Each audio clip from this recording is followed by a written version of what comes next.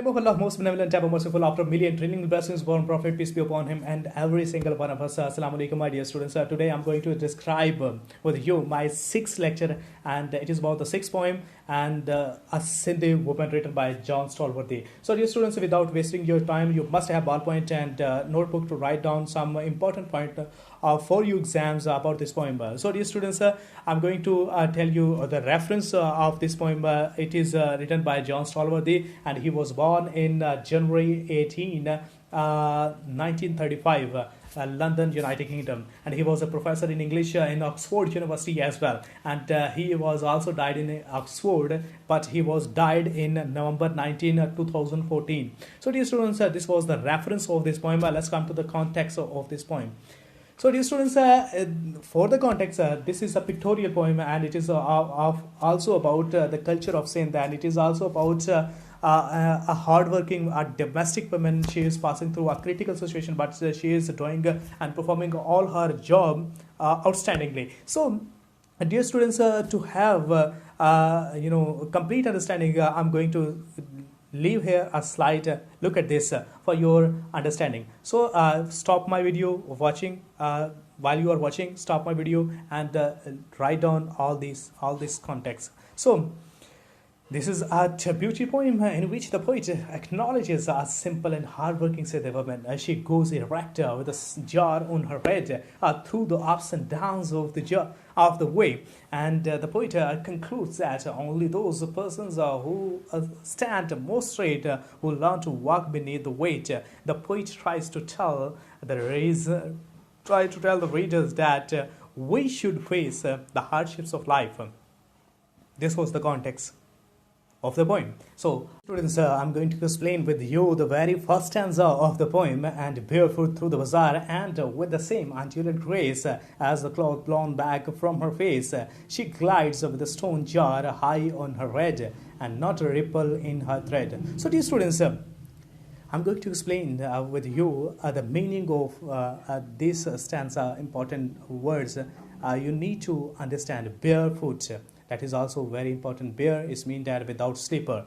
And through the bazaar, she is passing through the bazaar. And with the same undulant grace. Undulant meant wave like a rising fall, ups and downs in her tread, in her gait. While she is walking, definitely while we are going to have another step, definitely there is a rise and fall in our walk and in our gait. So as the cloth blown back from her face, it means that she is rising and falling, and she is also covering her head with a shawl, and shawl is also moving with the just like moving like waves, and she is passing through the bazaar, and she is giving a delightful scene to the poet, and poet is amazed to impress the gait and the beauty of Sindhi woman. So she glides.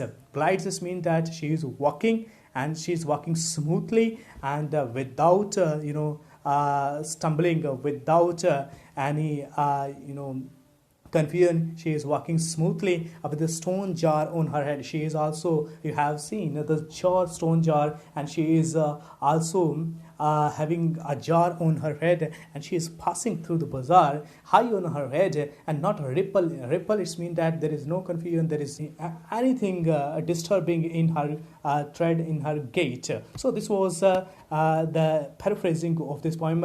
Look at the explanation. In these lines, the poet describes a Sindhi woman who passes through the bazaar. She has charms of feministic beauty. She walks barefoot with a stone jar on her head, and there is a rhythm in her tread. And the reader observes the beautiful rhyme of bazaar, jar, grace, face, head, and tread, giving a musical touch to this poem. So this was the explanation of first stanza. So look at the second one. So I'm going to once again paraphrase the second stanza of the poem, and that is what? And watching her cross erect, and she is passing through the bazaar, and she is going straight and confident with confidence. Stone, garbage, excrement, and crumbs. Stone. It means that a lot of hardships her way, a lot of difficult things to cross, but she has a jar on her head, and she is passing, and on her way there was stones, garbage, the junk and wastage, and excrements. It means that the wastage of human and animals also on her way, and crumbs is mean that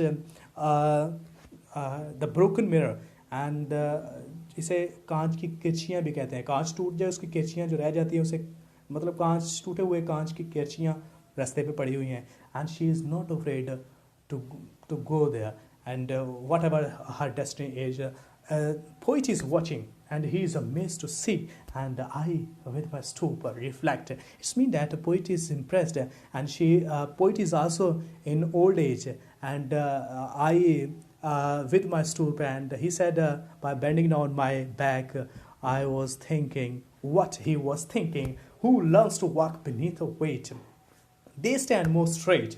Who learn to walk beneath the weight. It means that the people who are passing a very miserable life, but they have to be straight. They have to set target in their life. Do not complain about the responsibilities and hard responsibilities of life. You cannot escape, but you have to perform. So perform beautifully, perform confidently, and perform with full of courage. Perform all your duties with passion. So like the Sindhi woman, she is passing through the bazaar, and on her way a lot of hardships, but she does not care, and she is passing. So this was the paraphrasing of the second stanza. I'm going to elaborate the explanation. So look at the explanation, dear students. In this stanza, the poet described the movements of the Sindhi woman walking through the stones, garbage, and small pieces of dry food, and also broken mirrors. She walks erect with a stone jar on her head, while the poet has got a bent.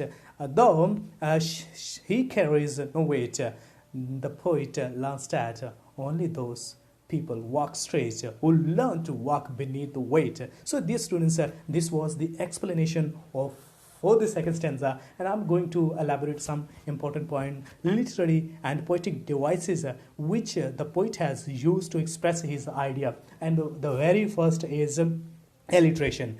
What is alliteration? The initial letter of a word are same in the poem, like bear, like bazaar. Bear is also also starting from B letter, and bazaar is also starting from B. Bear, bazaar, bloom, back, high, head, stand, straight, walk, wait. So look at this. So have you looked? So look at the other things as well, and that is the repetition. He has used repetition, repeating the words same and the poem. And how many times? Look at this. The is used 3 times in the poem, and is used article, and the conjunction is used 3 times in the poem. So dear students, I'm going to give you the concept of RAM scheme as well. So which RAM scheme he has used? He has used AB, BA, and CC. So in the very first stanza, and in the second stanza, DE, ED, FF. So he has used a different RAM scheme in his poem to express his idea beautifully. So this is all for Sindhi Woman, written by Jahan Stalwardy. And if you have any question, you can ask me on WhatsApp and Messenger as well. So dear students, don't forget to share my video, like and comment below this video, because your feedback is necessary for me, and it will boost up my energy to make another video for you. So up till that time, stay blessed, stay at home, wash your hands, wear masks, and fight with coronavirus. I hope we will meet again. Have a good